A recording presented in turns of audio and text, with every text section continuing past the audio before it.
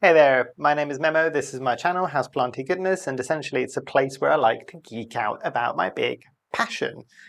So winter's around the corner and it's starting to get a bit cooler. There is an energy crisis at the moment, things are very expensive. What to do with your houseplants so that they can still survive the winter whilst you don't have to pay a fortune in energy to keep things happy.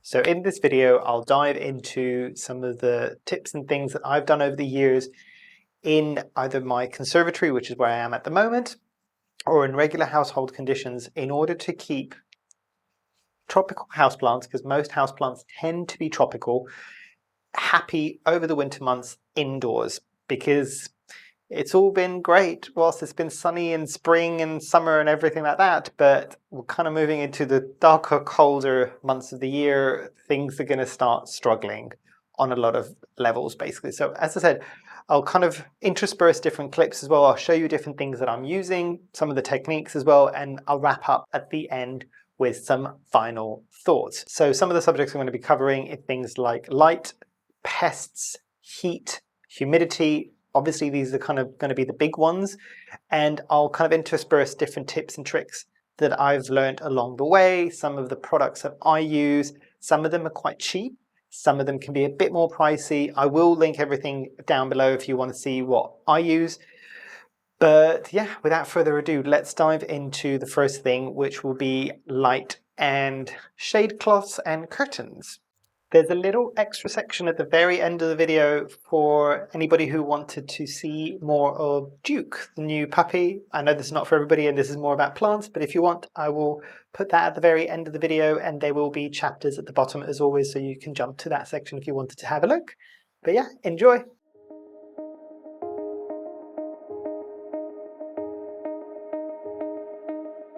So the first thing would be in the winter months, the light levels are going to be a lot more dimmed essentially. So have a look at the video that I was talking about bright and direct light, about the little tip of using your phone and getting an app that's a light meter app. I know it's not going to be 100% scientific, but you'll get a bit of an understanding. And if you're planning on keeping houseplants for a long period of time, some of us have been doing this for quite a few years now, intrinsically you'll start learning that, oh, I was getting this light level from this window in the summer, and I'm now getting this light level from this window in the winter. The other thing that you need to remember when it comes to light is hours of light, so volume of light in total. So the difference that you're going to be getting a lot of the times in between the summer months and the winter months is in the summer months, the days are a lot longer, there's a lot more light for a lot more hours of the day. In the winter, that the hours of light are a lot shorter. Definitely here in the UK, that is a lot shorter. So one of the first things that I do, and the people that have been here around and they've been here for the conservatory tour, they know that in the summer I tend to have shade cloth. And for the eagle-eyed amongst you and the ones that have been here for a while, you might be able to see that it's not as dark at the back now on the ceiling of the conservatory. It's because the shade cloths have been removed. And also the net curtains, the other thing that I tried this year, and I probably will talk a bit more about it next year when I'll be doing a video about setting up the conservatory again for the summer or spring and summer months. Hopefully, if all goes well, I might have a new conservatory at that point, and this thing might finally get replaced because all the wood is rotting, and it was rotting before I started using it. So can you imagine with the level of humidity that it's got in here? So yeah, hopefully that will be different. And I don't want to necessarily add shade cloths there. I have found peelable paint that you paint over the glass and you can layer that on as well. So instead of the curtains and having to put curtains up all the time, that is a nice kind of temporary solution to reduce the light levels. But obviously in the winter months, you want that all gone. You want as much light coming into the space.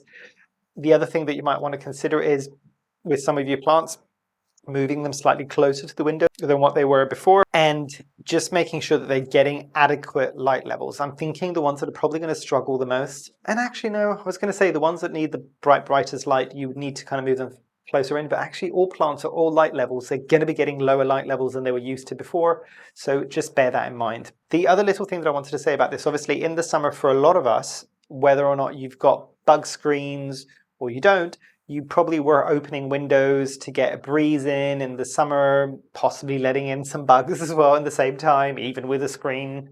Because guess what? Bug screens are meant for like flies and things that are bigger, tiny little thrips or other little insects that kind of come in as pests on the houseplants, because still get through a lot of the buglets, I found at least anyway.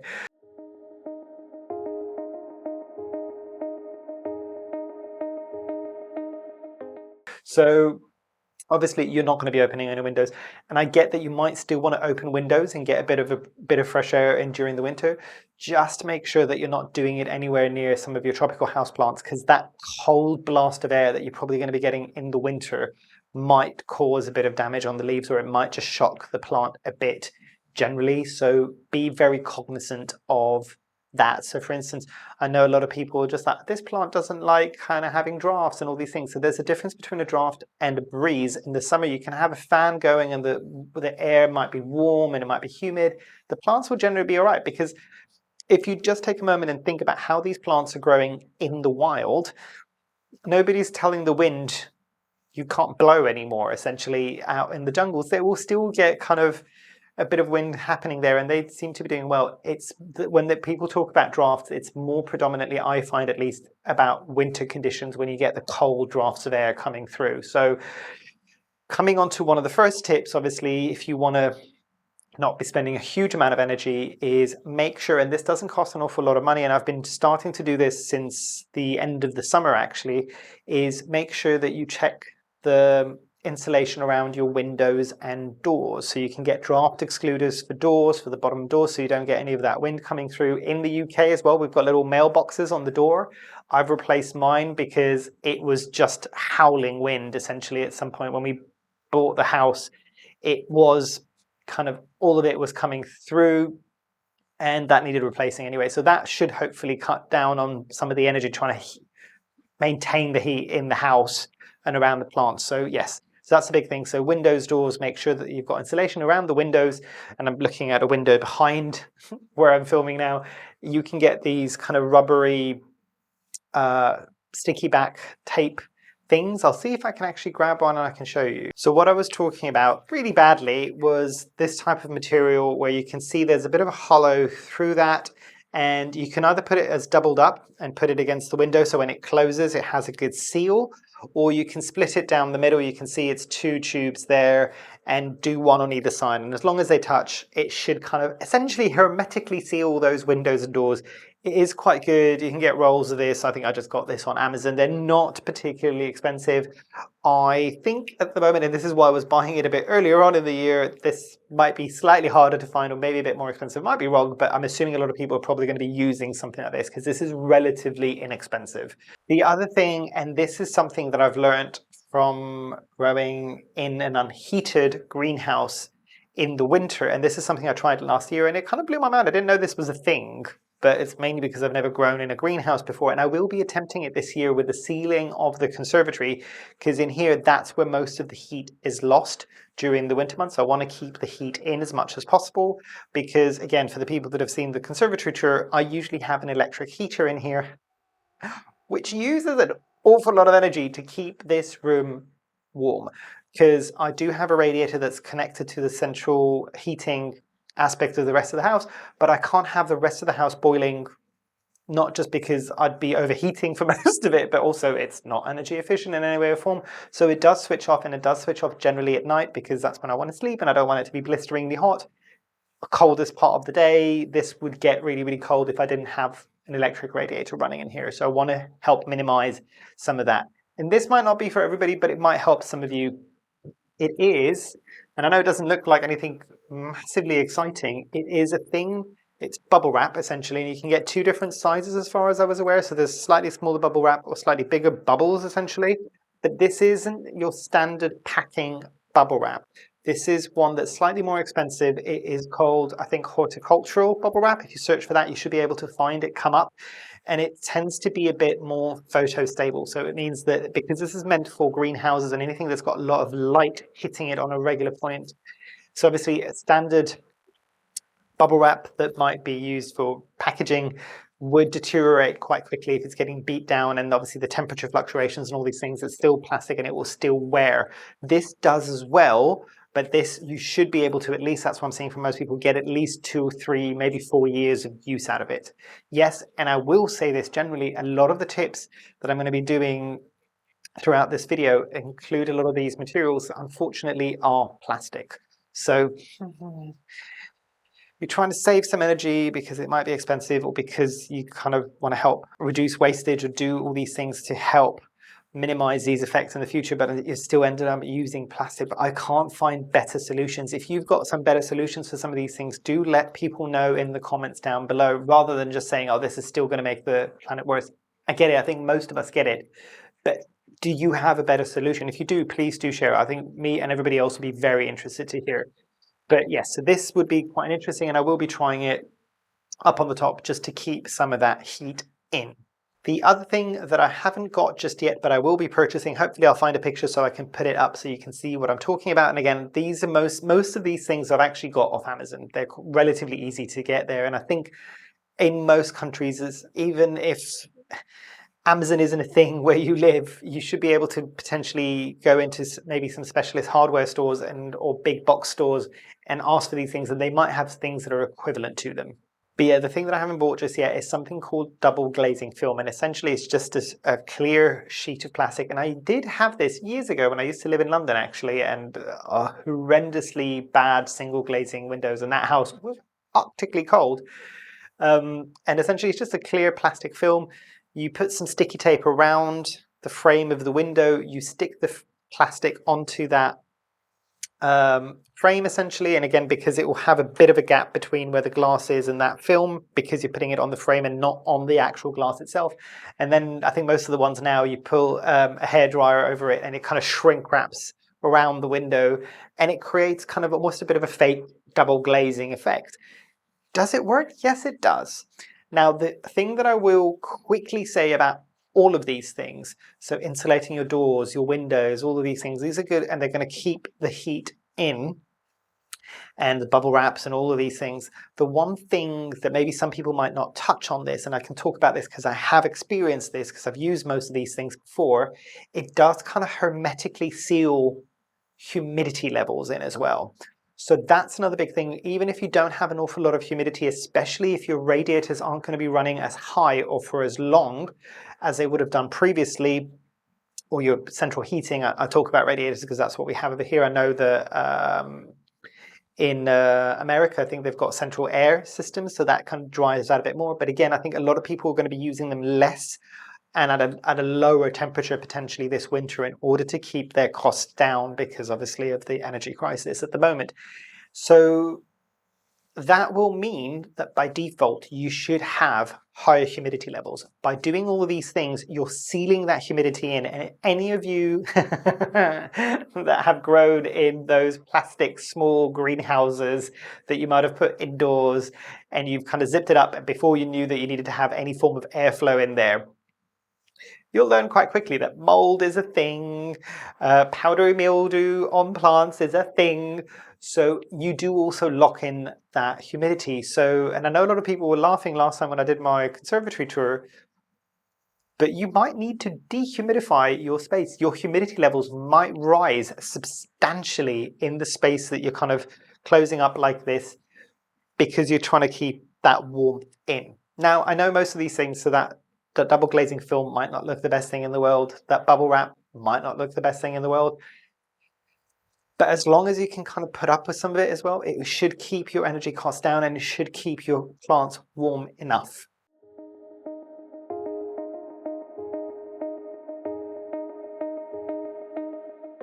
Let's move into kind of heat and care for your plants during these kind of colder months. So one of the things that I do have, and obviously I do have the usual thermometers and hydrometers that you can get most places these days, but one of the things that I did invest some money in, and this is not the cheapest thing in the world, the hydrometers and thermometers are a lot cheaper. So if you want to go down that route and you don't want to spend an awful lot of money, you can, and that will give you an instant read as to where it was.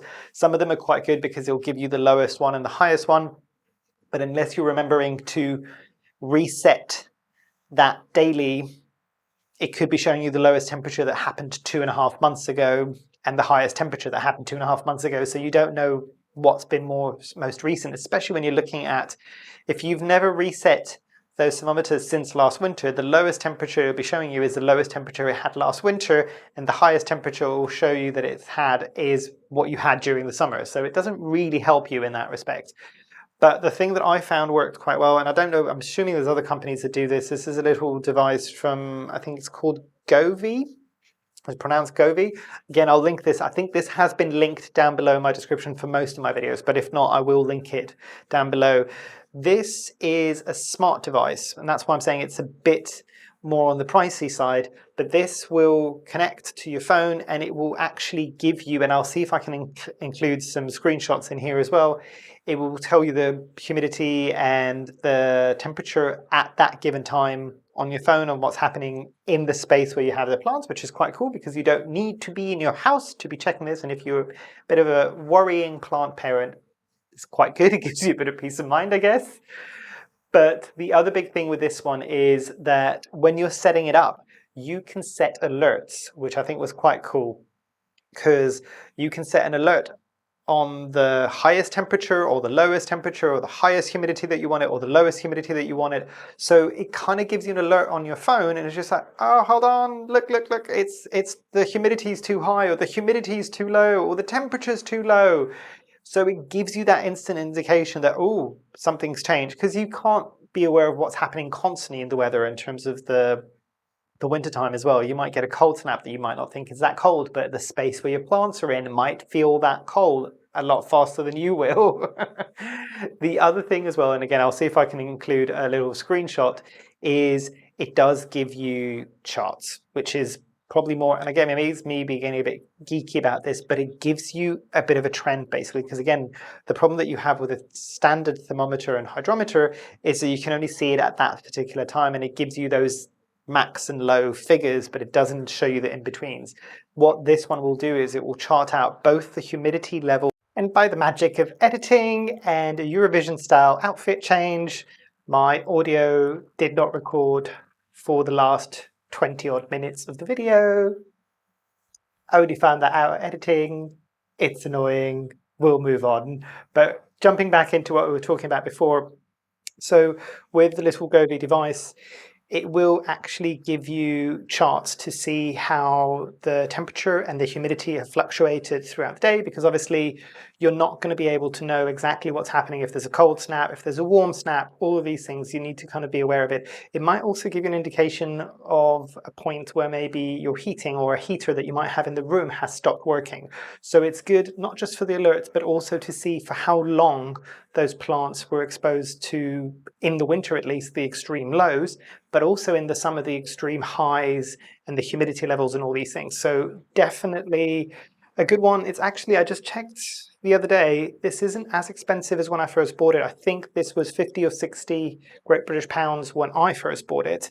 And I think at the moment on Amazon, it's going for 30. I mean, it's still not the cheapest thing. It's still probably cheaper to buy a thermometer or hydrometer. Obviously, if your budget cannot stretch getting this, I wouldn't suggest you kind of go out of your budget, but if it can, this has been a godsend.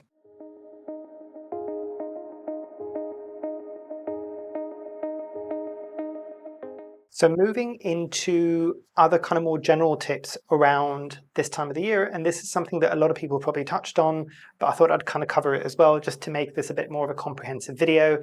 Things along the lines of knowing the lowest temperatures of your houseplant. A general sweeping comment that a lot of people will make is that as long as you're comfortable, your houseplants should be comfortable.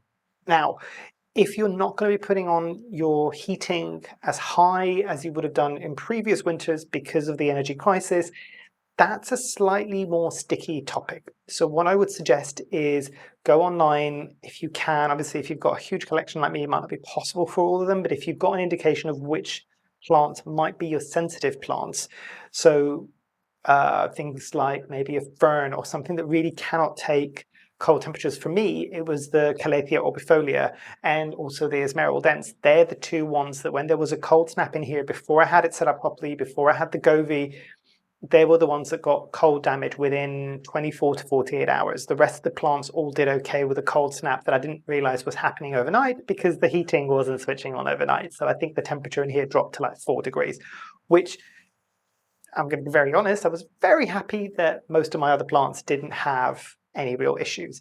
But what I was going to say is obviously go online and have a check and see what temperature ranges specific plants are okay with. And you might just have to accept the fact that this year, the most you can do is take them down to the lowest temperature, maybe a tiny bit higher, but do it that way. Maybe having to move plants out of a specific location if you know that that location is going to be really, really cold, and move them somewhere where they might be a bit warmer, especially if they're the kind of plants that tend to be a bit sensitive. I don't know whether or not I'm going to be able to find a picture, but in terms of cold damage, what you might get is kind of black marks on the midrib of the leaves. So I saw it with this plant and it was going down bottom. I can see one part of the plant that still has that. So I'll see if I can take a picture and add it here. And you can see where that cold damage is happening. Now the cold damage is happening because at that point with these plants, the soil was quite wet. So the roots got really, really cold as well. Obviously, you can have issues with the leaves that are not related to the roots if it gets too cold. But for me, my experience at least, and again, this is not exhaustive, yours might be different, I found that if the soil media is wet and it goes really, really cold, that's when you'll start seeing faster issues from cold damage. Now, I will say both of those plants recovered nicely. It did take a beat for them to recover. It took nearly a month and a half for them to start bringing out some new growth. It isn't reversible. So the leaves or the stems or the petioles that will get that cold damage will keep having that cold damage. As I said, the leaves that I was just showing you a moment ago had cold damage, and it's still showing the signs of cold damage. It didn't kill off the leaf. Luckily, it didn't kill off the plant either, but it is there for you to kind of have a look at. This brings me in quite nicely onto the subject of watering. So, and again, this is something that most people probably already know if they've had a few winters already, but you're really going to have to pull back on your watering. I've mentioned this on a lot of other videos, pretty much on nearly all of my review videos actually. I use a plant care app, and I'll link a video at the top there to just kind of show you which one I'm using. It's obviously not sponsored, but it's the one that I've been using pretty much since the beginning of my collection, so at least 5 years now, and really, really cool app basically, but it's kind of progressed a lot over the years. The good thing about it is there's a switch, so you can set the days. And again, I always say this, it's not a days to water, it's days to check for water. And most of the times, as long as you get the kind of rhythm right, it will be a days to water. Usually the changing of the seasons is when things go wrong. So coming out of summer and going into autumn and winter is when you really need to start reducing. So don't go blind and say, I was watering this plant every 4 days or every 7 days in the summer, I'm going to continue doing that, because that's when you're going to get root rot really quickly. Obviously, this links into the topic of cold damage as well. You don't want it to be too wet for too long. And generally, most plants will be using less water during this period. So you can kind of let things dry out a bit more and for longer periods of time without getting much damage to the plant. Arguably, this is a time of the year where you'll get more of the root rot and more watering related issues, I find. In the summer, it's warm, it's sunny a lot of the time. Even if you overwater a bit, as long as your media is right and your other conditions are right, your plant should be able to survive it because it can utilize it, because there's so much more light and there's so much more heat that are going around. In the winter, it will sit there for a very, very long period of time. I'll give you a very extreme example. I think my Scindapsus, and I'm pointing up because it's literally up at the moment, but the Scindapsus trebii Moonlight, which is a particularly difficult plant. Again, I have done a review and I will try to link it up there. If not, it will be down below. That plant, it's very extreme between the seasons. So in the summer, I'll be watering it roughly every 5 to 7 days. In the winter, I think I water it every 20 to 30 days. So that gives you a bit of an indication of kind of how much that water fluctuation can happen. And as I said, the reason why I use the app is because it's a nice easy switch. I can set days in the summer and days in the winter. Obviously this is if you've been using it for a while, but it's days in the summer, days in the winter, and you can just flip a switch and it will just automatically show you the winter ones in winter and the summer ones when you flip it back to the summer conditions then basically. So really, really useful tip. As far as I'm aware, the app is free for a more basic version. It's one of the few apps that I've paid for, and I don't think I've paid that much money for it, mainly because I probably use it more than any other app on my phone, because it's pretty much open every day, and it has been open every day for the last 5 years for however long I'm watering on that day. So probably my most used app, and I don't think it was that expensive. I think it was under, I can't remember how much it was. It really wasn't that much, basically. But yeah, so that's the big one. Obviously, with the watering, just be aware that you're going to need to bring it down.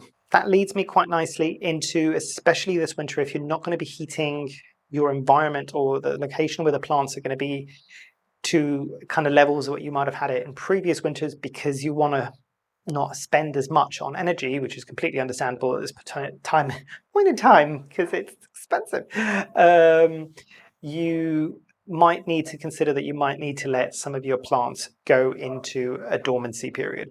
So this won't necessarily kill off the plants. Obviously, as you're letting the plants go into dormancy period, you're going to need to water less and less. You still need to occasionally water. So even an alocasia that's gone right down to the corm, and I'm using that as an example because alocasias will tend to go into dormancy whether you want to or not sometimes. Just let it go down to the corm. Yes, you probably can go for a bit longer between waterings and letting it dry out when it's in its dormancy period, but do occasionally bring in some water into that growing media. You don't want it to dry out entirely, but that is very, very infrequent at that point. So that's the other thing as well to remember is if you're going to let your plants go into a semi-form of dormancy, even if you're not going to let it go into full dormancy, you might see some leaf loss. You might see some yellowing of the bottom leaves.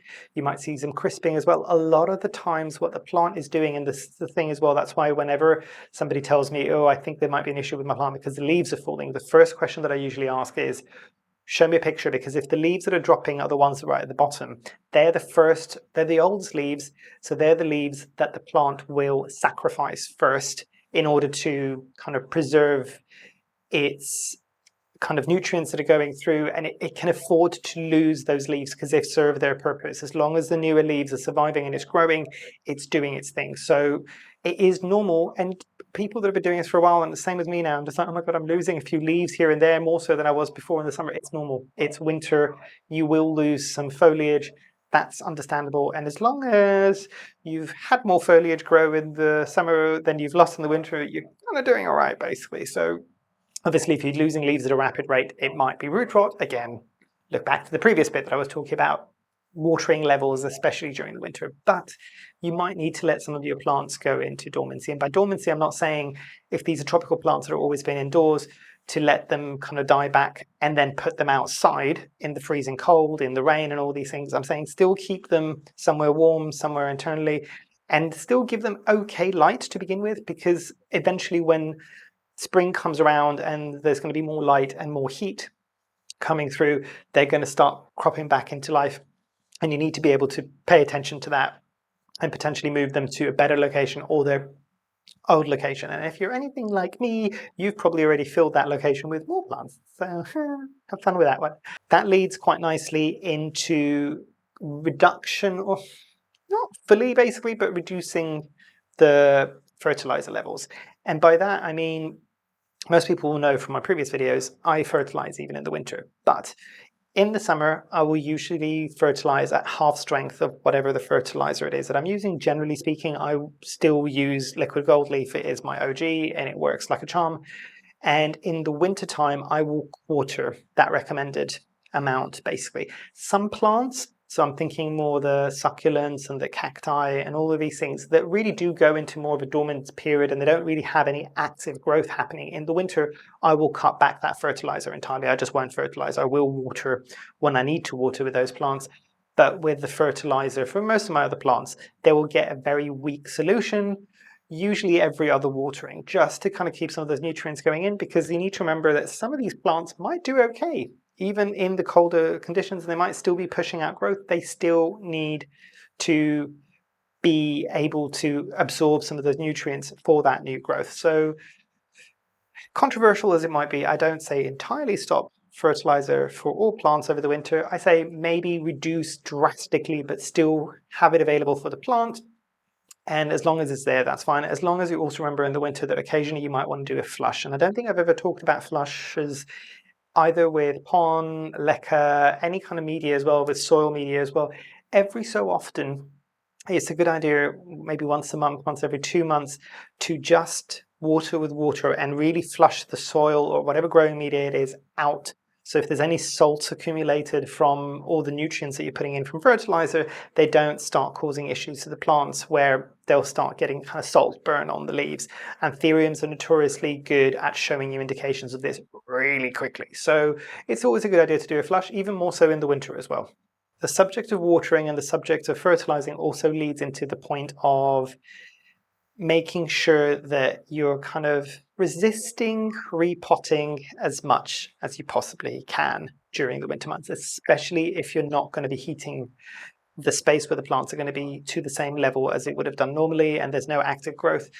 There is, again, and this links into the watering and the overwatering and the root rot risk that's happening in the winter. Same thing going with the cold damage as well, is if that plant is not actively growing at the top, it's probably not going to be absorbing that moisture particularly fast. So by putting more soil, it will stay wetter for longer, and then all the risks that I mentioned earlier on will become apparent. So that is something that you do need to keep in mind, is maybe if you can, I know it's not always an option, if you can, try to resist repotting until spring or summer, specifically this year if you're not going to be using that much energy to heat up the space where they're going to be, because that might cause further issues down the line. I know that's not always an option. There is also a very interesting line of thought that's happening and that's coming out recently in the kind of scientific world, which I think is quite interesting, and I might try experimenting with this a bit more this year, is there's a lot of people, and I'm talking about kind of gardening plants, where you'll see a tree has dropped all of its leaves and you stop fertilizing and all these things. There is a line of thought that actually, and I think there is research that's being done on this, either recently or it's just been done, that it might not be growing up the top, but it uses that winter dormancy period to really kind of pull out more roots down in the soil so that it can focus its energy on the foliage during the summer months. And I would assume that would apply to some of the plants that we have as houseplants as well. So that's another thing. Even if you're not seeing growth at the top, you might be seeing growth that's happening in the actual root mass itself or in the soil, whatever growing media it might be. That brings me nicely into the topic of being aware of the kind of coldness around your pots, around the roots and all of these things, because a lot of the times you can do everything to keep everything warm at the top. But let me give you a very specific example. You've got your plant, it's right next to a window. It's not touching the window, so it's not getting that cold coming in from the window itself. It's getting all the light that it needs, but there's a tiny draft. And again, this links into kind of airflow that we were talking at the very beginning. That small cold draft, if it's coming through, especially if it's something like a terracotta pot, because that will absorb that coldness, it will make that soil and ultimately those roots really, really cold as well. Because you need to remember with something like terracotta, for instance, especially if you've got a light, airy, aroid soil mix, some of those roots might have actually, and you'll know this if you've tried to unpot something from a terracotta pot to move it up basically to repot it, a lot of the times the roots might also attach onto the terracotta itself. So you can imagine if that terracotta gets cold and those roots are there, there's going to be problems basically there. That cold is going to get transferred to the roots almost instantly. Again, see root rot, see all of the cold damage and all of these things. So just be aware of the kind of temperature that's happening around the root mass of whatever plant you're talking about. And then moving on to pests, favorite subject, whilst everybody twitches in the corner, basically.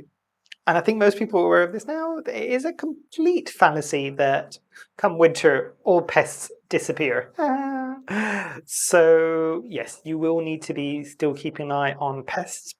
I actually found that some pests are a lot more prolific in the winter. So I'm thinking things like spider mites, because the air around everything, because of central heating systems, tends to be drier. And spider mites tend to thrive in slightly drier conditions rather than high humidity conditions. So you will see a lot more of those.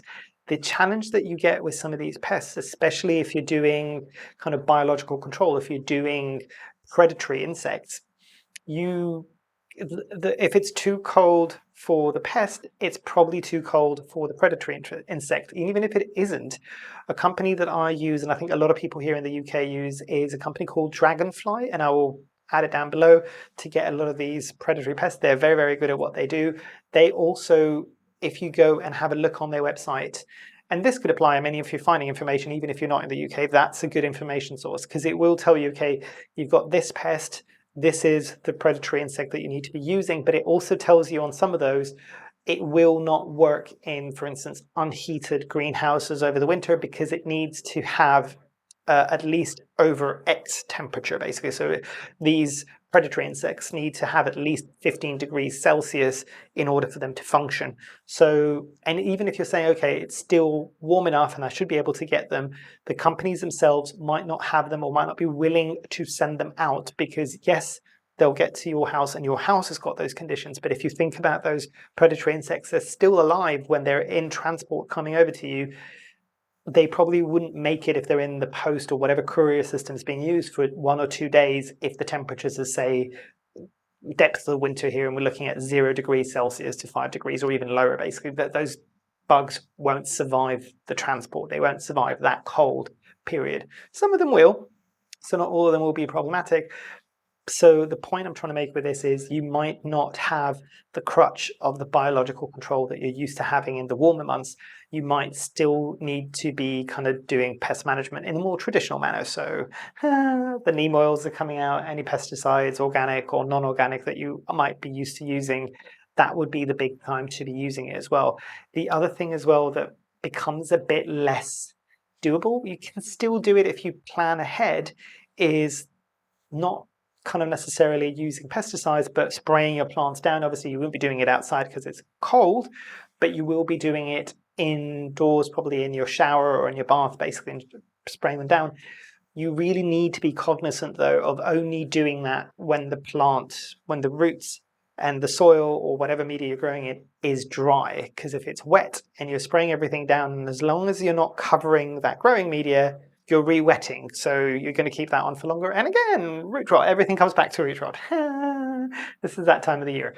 And on the point of kind of spraying things and watering things down, water temperature is another big one. If you're going to be using, I know a lot of people use rainwater from water butts and things like that. If you're going to be using anything like tap water, even filtered water to a certain point, you need to make sure that it's at least at room temperature. And I don't know about other places, but here in the UK, in the winter, those pipes are coming out from the ground essentially, and it is icy cold, the cold water that's coming out of the cold tap in the winter here. So do with that what you will. I tend to use a touch of warm water. So I open the warm water tap as well and kind of blend it together. And I kind of stick my hand or my finger in and just see that it's temperature that I'm comfortable with. Obviously not too hot because then you can damage the roots in a different way. But yeah, watering your plants consistently with icy cold water all the way through the winter is also not going to help. It's not going to help. Basically, these are tropical plants. It might kind of put those roots into shock because they're having to deal with those colder temperatures around the root mass. And I'll finish off with the topic of grow lights. And when it comes to things like grow lights, obviously you want to give your plants as much light as possible during this period of time. A lot of people will be leaning on grow lights. The thing that I would say as well when it comes to grow lights, and I've got the fancy grow lights and I've got the cheap grow lights, one of the things that most people don't talk about is as long as you're getting like kind of cheap LED strips that you might have for undercounters and all these things, and go for the brightest ones that you can possibly get within your budget, and you put them, I usually kind of weave them underneath the shelves basically to shine down on the other plants. It's a good bit of extra supplemental light for those plants. And again, it's a bit of kind of balancing act really there, because what you might not want to be doing at that point is providing more light, because the plants might not go into dormancy, which is something you might want to be achieving this winter. So it's up to you to choose, but you don't always have to spend an awful lot of money for very, very expensive grow lights. I see some grow lights, yes, they look beautiful and they're very stunningly architectural and all of these things, and there's a bulb, but a bulb is like nearly 70 Great British pounds. That's a lot of money, because some of these LED strips, at least here in the UK, could be as little as 10 to 12 pounds. I can get quite a few of those LED strips, which will probably do almost an entire shelf, or maybe at least half of a very, very tall shelf, without having to do that, rather than kind of counting on that one light bulb to do wonders, because it will do great for exactly what it's shining on, but the lower shelves probably won't do too much. So there is that as an option as well. Not a lot of people talk about it, but I've had good successes. I've done it. I've been trialing it for the last 2 or 3 years. It's working great for me. So if it ain't broke, don't fix it, basically. And yeah, I think that's everything I wanted to cover on the topic of kind of winter care. Some of my final thoughts on this are, you might need to let your plants go into dormancy. Be very aware of your watering, because this is the time when root rot and cold damage will happen. Be vigilant when it comes to pests. Make sure that there's no cold drafts coming into your space. Make sure that you're utilizing whatever warmth that you're actually going to be experiencing in your house this year at an optimal level. You can use crutches like what I was talking about before, like the Govee, the thermometer, and it can kind of give you alerts if you're really, really worried, and if you're a bit of a hovering plant parent. That's a good one. That's why I like it. But yeah, just take it easy on yourself. It's not going to be an easy winter for a lot of people. Some of the plants might not do so well. Some of them might not survive. But as long as you're staying warm and you're staying safe and healthy, that's the most important thing at the moment. Most of these plants are quite resilient. We all keep forgetting that these grow in nature, in the jungles. They are fighters by default. So most of them should do okay.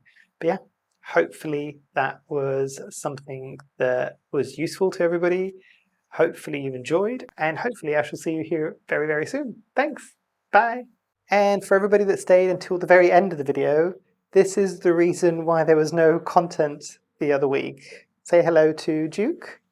Oh yes, it's a very difficult life. Duke has literally just recently been added to the household. Some of you who've been here for a long time, you might have heard my old dog, Lola, barking in the background of some of the videos. Unfortunately, a few months back, I lost Lola. She did have a very, very good life. She did kind of pass away of old age, essentially. She was 12 years old, and for an English bulldog, that is very, very good. So it's this new little buddy here, and you probably will hear him barking or yipping in the background whilst a lot of training is happening, because at the moment Duke is only 9 weeks old and he's very confused as to why I am talking to a screen. But yeah, hopefully this is Duke, and you might, at the moment he's nowhere near ready to be let loose into this space, but potentially in the future when he's a bit older, he might be spending some time with me when I am filming.